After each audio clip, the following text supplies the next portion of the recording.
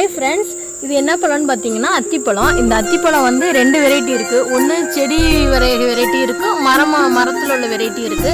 நம்ம வீட்டில் இருக்கிறது வந்து என்னென்னா செடி வெரைட்டி இருக்குது. இது செடியில் தான் இந்த அத்திப்பழம் காய்ச்சிருக்கு. இந்த பழம் வந்து கொஞ்சம் செங்காயாக இருக்குது. 1 or 2 டேஸில் வந்து இது வந்து இந்த காய் வந்து என்னென்னா பழமாக மாறிடும். கலர் வந்து ஒரு எல்லோயிஷாக மாறிக்கும்.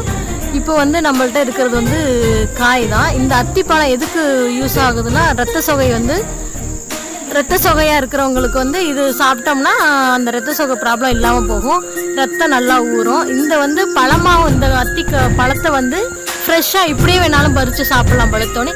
இல்லைன்னா இந்த பழத்தை வந்து பதப்படுத்தி காய வச்சு அதை வந்து 3 to 5 பழம் வந்து நைட்டு தண்ணியில் ஊற வச்சு காலைல அந்த தண்ணியும் அந்த பழத்தையும் சாப்பிட்லாம். அது சாப்பிட்டோன்னே இந்த ரத்த சோகை வந்து க்யூர் ஆயிரும்.